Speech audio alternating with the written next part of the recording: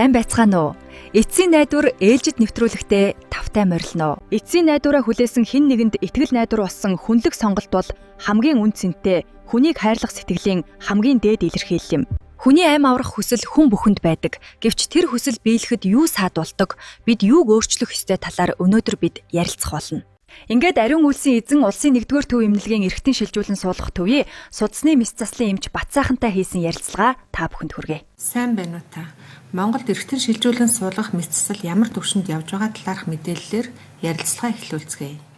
Монгол улсад элэг бүр шилжүүлэн суулгах мэс хөгжөөд өнөөдөр хүртэл амьд болон амьгууд оноос мэс хийгдэж байлаа. Одоо манай эмнэлэг бол 1996 онд анхныхаа бүр шилжүүлэн суулгасан. 2011 онд анхны элэг шилжүүлэн суулгах мэс хийсэн. Түүнээс өнөөдөр хүртэл 470 гаруй бүр 370 гаруй элэг шилжүүлэн суулгачаад байна. Энэ хугацаанд 16 амьгууд онороос элэг шилжүүлэн суулгасан. 61 амьгууд онороос бүр шилжүүлэн суулгасан байна. Энэ ихэнх хагалгаанууд 2019 оноос 2023 онуудад хийгдсэн байгаа. Амьд донорын элэг шилжүүлэн суулгах мэс бол ахистай хөгжиж байгаа боловч амьгууд донорын мэс ерөнхийдөө зогсонгүй байдалтай. Энэ нөхцөл байдалд ямар хүчин зүйл нөлөөлж байна гэж та бодож байна? За энэ нийгмийн сэтгэл зүйн бэлэн биш байдал, хууль эрх зүйд актуудад жоохон дотмог байдалтай холбоотой байгаа болов уу гэж бодож байгаа. Хүний амийг аврах донорын асуудалд гэр бүлийн нөлөөлөл хэр байдаг вэ? Альва эрхтэн шилжүүлэн суулгахад бол гэр бүлээр ярилцж, гэр бүлийн аль нэг гишүүн амьд донор болгож элэг шилжүүлэх, бүр шилжүүлэн суулгах мэс хийгддэг. Тухайн иргэн бол өөрөө ар гэр хамаатан саднаас өөрөнд доноргүй болохоор яг харахгүй амьгууд донороос элэг бүр авах хүсэлтэй гаргаж очиртой чагсаалтанд ордог байгаа. Бүр шилжүүлэн суулгах эдис эрхтний өхөөгүй гэдэг шийдвэрийг бол тухайн амьгууд донорын ар гэрийнхэн бол гаргадаг. Тэгэхээр амьгууд донор өхөн одоо буруу юм аа гэсэн сэтгэлгээ нийгмийн сэтгэл зүйн байдал дамгаалаад энэтэй холбоотой амьгууд донорын тоо сүүлийн 2 жил эрс буурж байгаа. Уг нь 2019-оос 2022 он хүртэл амьгууд донорын тоо аажмаар нэмэгдэж байсан. Энэ салбарыг бид хөгжүүлэхийн төлөө эхнээс нь эхлэж чармаасан болохоор энэ тоо ихсэж байгаад бид баярлж байсан. Өнөөдөр хэрэгжиж байгаа донорын тухай хууль донорыг нэмэгдүүлэх чиглэлд тусдсан болж чадчихна. Тэгэхдээ бол донор гэдэг маань олон төрлийн эрхтэн эдисийг авдаг. Жишээлбэл нэг донороос 8 хүний амийг аврах боломжтой. Тэгэхээр өнөөдөртөө зөвхөн бид нар бол элэг бүрийг авч байна. За тэгэхээр энэ хууль шинжлэгдсэний дагуу бус эрхтнүүд эдисийг авах бид нар нөхцөл болцоод бүрдэн энэ донорын хууль шинжлэгдснээр зөвхөн хүний амийг аврахаас гадна амьдралын чанарыг сайжруулах боломжтой байх. За хоёрдугаар эрхтэн шилжүүлэн суулгахтай холбоотой ажиллаж байгаа эмч эмнэлгийн мэргэжлүүдийн эрх зүйг хамгаалах тал дээр илүү сайжирч байгаа болов уу гэж бодож байна. Өмнөх хууль маань ямар нэгэн эмнэлгийн алдаа гарлаа гэхэд эрүүгийн хуулиар шийдэгдэх боломжтой. Тийм практик хүртэл үүсээд гашуун туршлага байна. Эмч эмнэлгийн санаатай бус үйл ажиллагаатай алдааг бол эрүүгийн бус хуулиар шийдвэрлэх нь зөв болов уу гэж үүднээс энэ өөрчлөлт гарч байгаа болов уу гэж би үзэж байгаа. Тухайн хүн өөрөө одоо санаачлахаараа донор болё гэсэн хүсэл гаргацсан байхад одоо эмч нар заавалжгүй ар гэрийн зөвшөөрөл шаарддаг гэж байгаа байхгүй. Тэгэхээр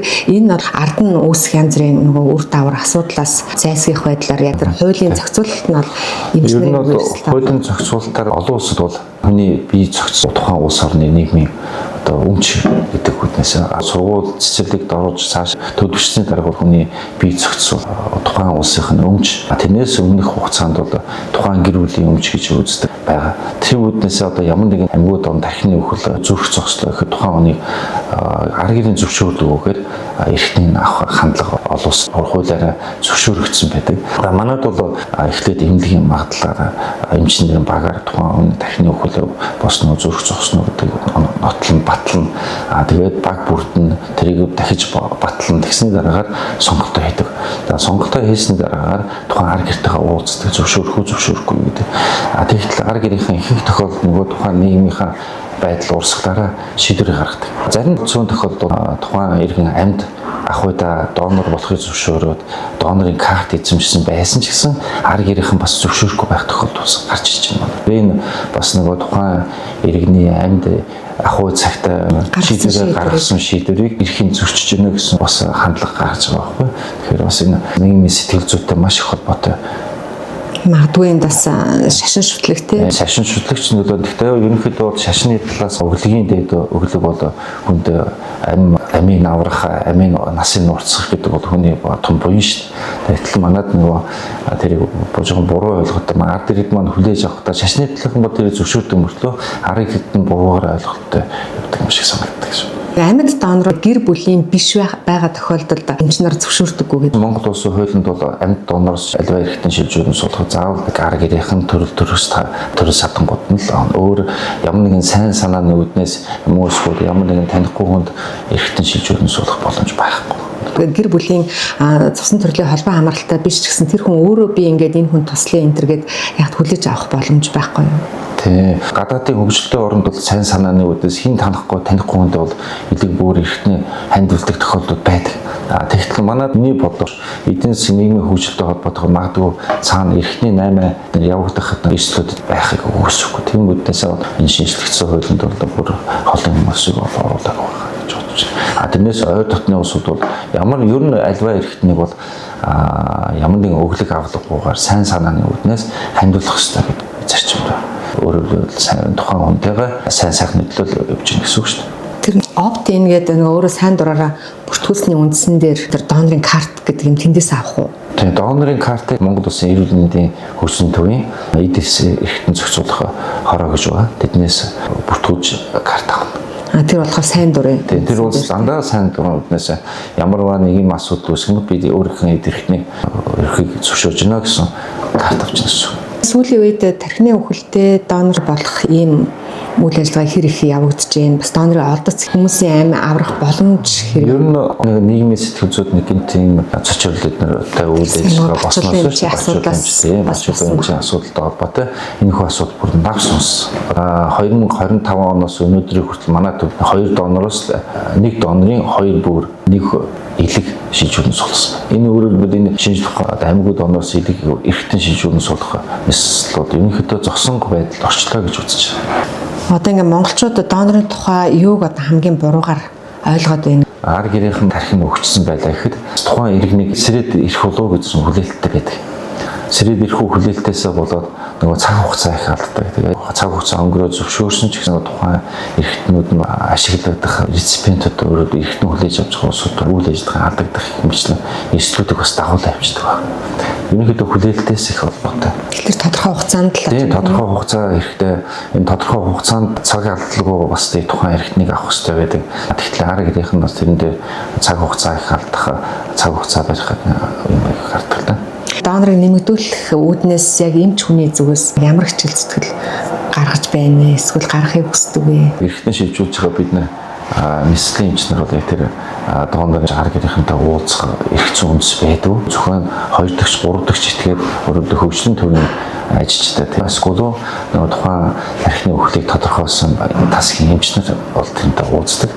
Эрхтэн шилжүүлэх нислэгийн эмч бол тэр үйл ажиллагаанд ерөөсөө оролцдог байгаа. Гэхдээ одоо манай эрхтэн шилжүүлэн суулгах төв болон одоо элэг бүр шилжүүлэн суулгах хавдар судлалын үндэснтэй 2 дугаар эмнэлэг манай эмнэлэг эмчнэр бол байнга одоо жил болгон донорын өдөрлөг гэдэг сурчлагын үйл ажиллагаа явуулдаг. За энэ төрийн бус байгууллагуудтай хамтарч эдгээр үйл ажиллагааг улам нэмэгдүүлэх чиглэлээр байнга хамтарч ажиллаж байгаа. Донорын карттай иргэд одоо хэр их байдаг бол яг нарийн тав бол надад байхгүй.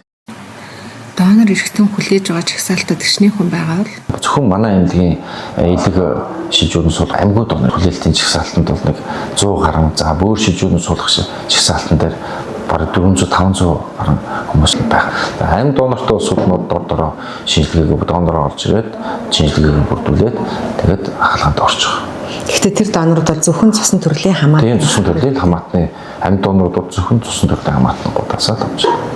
Нөө цусны бүлэг нь өөртөө 1-р бүлэг 2-р бүлгийн цустай хүмүүс нэгэндээ донор болох боломж байдаг юм болов уу?